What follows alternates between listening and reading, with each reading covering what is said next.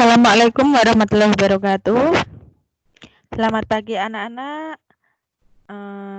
Apa kabar kalian hari ini? Semoga sehat selalu, nggih. Oke. Pelajaran pagi ini diawali dengan seni budaya kelas 7 meneruskan yang pembahasan materi kemarin ya. Nah, apa yang akan kita bahas?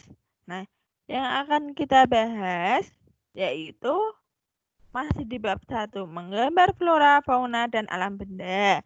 Namun dengan submateri yang berbeda, yaitu komposisi, bentuk dasar, dan teknik menggambar. Jadi yang akan kita bahas nanti mengenai ini, 3 ini ya. Oke, selanjutnya, komposisi menggambar. Apa itu komposisi menggambar? Komposisi menggambar adalah cara atau teknik menyusun dan mengatur objek gambar sehingga hasil gambar tampak menarik dan indah. Nah, jadi ketika menggambar, kalau kalian ingin gambarnya tampak menarik dan indah, ya, kalian harus memperhatikan komposisinya. Nah, sebelum kalian menggambar, ya, apa yang harus kamu lihat? Nah, yang harus kamu lihat itu jenis benda yang akan digambar. Nah, setelah itu, tentukan objeknya yang akan digambar. Nah, setelah itu baru ini perhatikan komposisinya. Kamu bisa menggambar sesuai dengan keinginan dan kreativitas yang kamu miliki, ya. Jadi untuk meletakkan objek atau menempatkan objek itu tergantung kalian, ya. Bisa dimengerti, oke? Oke. Komposisi menggambar sendiri dibagi menjadi 2, yaitu komposisi simetris dan komposisi asimetris.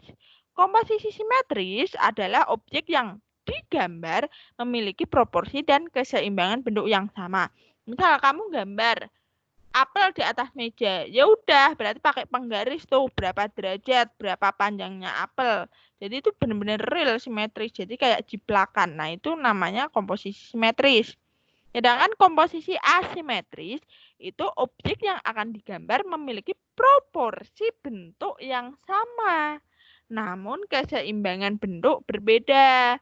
Misal, ketika kamu melihat apel di atas meja dengan gambar kamu di buku gambar, ya, kamu menggambar apel di atas meja sama-sama melihat, ya, mungkin agak condong sedikit lah. Itu kan keseimbangannya berbeda. Nah, itu namanya komposisi asimetris. Itulah bahasa gampangnya seperti itu.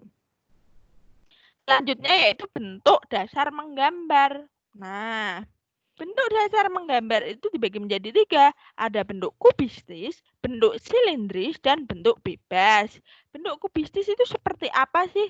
Bentuk kubistis itu bentuk dasar benda menyerupai bangun balok atau kubus. Nah, contohnya seperti apa? Coba lihat yang ada di sekitar kalian. Ada almari kan? Almari bentuknya balok kan? Nah, itu namanya bentuk kubistis. Atau ada pintu, nah, pintu juga bentuknya kubistis. Kecuali pintumu berbentuk bulat, nah itu bukan kubistis. Bisa dipahami ya? Oke. Selanjutnya yaitu bentuk silindris. Apa itu bentuk silindris? Bentuk silindris itu bentuk dasar benda menyerupai bangun silinder atau elip. Ya dipahami ya? Oke. Nah, contohnya misal kamu mau makan buah jeruk. Nah, jeruk kan bentuknya bulat. Itu juga termasuk silinder atau silindris. Bisa dipahami ya? Tahu kan saat SD juga pernah belajar bangun silinder. Nah, berarti ketika kamu mau main bola, itu juga bola itu termasuk bentuk silinder atau silindris. Atau ada contoh yang lainnya, yaitu apa? Gelas, ya. Gelas bentuknya macam-macam, tapi ada yang silindris. Oke, bisa dipahami nggih? Ya, yang terakhir ini bentuk bebas. Apa itu bentuk bebas? Bentuk bebas itu bentuk dasar benda tidak beraturan. Jadi bukan kubistis maupun silindris. Contohnya pohon. Pohon batangnya memang silinder, tapi daun-daunnya, ranting-rantingnya bukan. Nah, itu namanya bentuk tidak beraturan. Seperti itu. Atau baju yang kalian pakai bentuknya beraturan nggak, sama nggak antara baju yang kalian pakai dengan adik yang kalian pakai? Beda kan? Bentuknya berbeda-beda. Nah, itu juga termasuk bentuk benda tidak beraturan. Bisa dipahami nggih? Oke.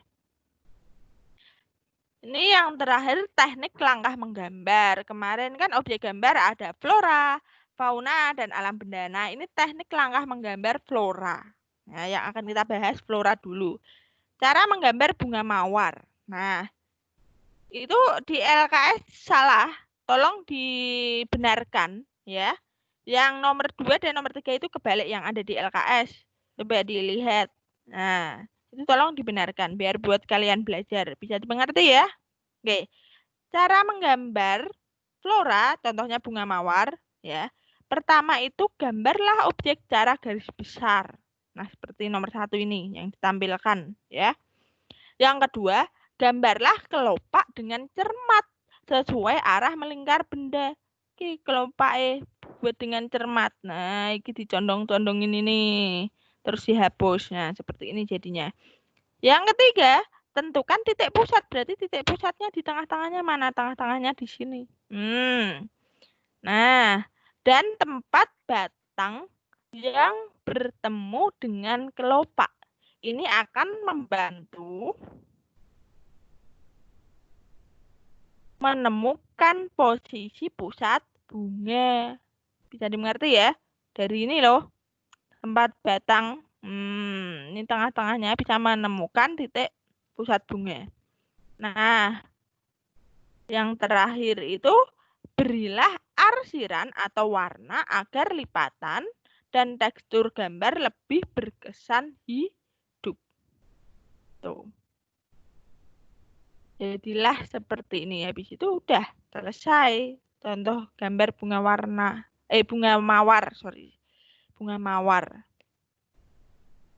Nah, selanjutnya adalah teknik menggambar fauna, sorry. Teknik menggambar fauna. Contohnya itik, ya. Bagaimana cara menggambar itik?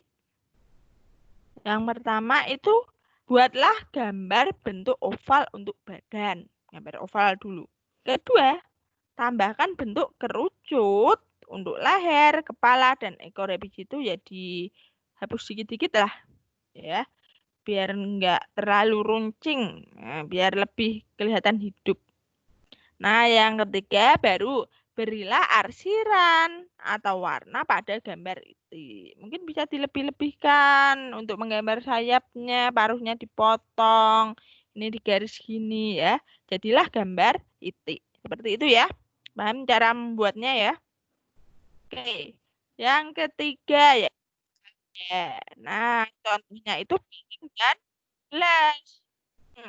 Cara membuat piring. Gambar silinder dan oval. Gambar dulu sih bulat. Nah, habis itu tarik garis. Nah, ini tarik garis itu jadinya seperti ini. Nah, yang kedua, buatlah setiap bagian menjadi bentuk cangkir dan piring. Nah, kalau udah ini tarik garis ini. Nah, nanti akan berbentuk seperti ini. Nah, yang ketiga itu sempurnakan gambar dengan menggunakan arsiran atau warna ya. Jadi sempurnakan gambar bisa menggunakan atau warna. Jadi lebih kelihatan bisa dimengerti ya. Oke. Nah, ini evaluasinya. Kerjakan soal berikut di buku tugas seni budaya dan jangan lupa soalnya ditulis. Ya.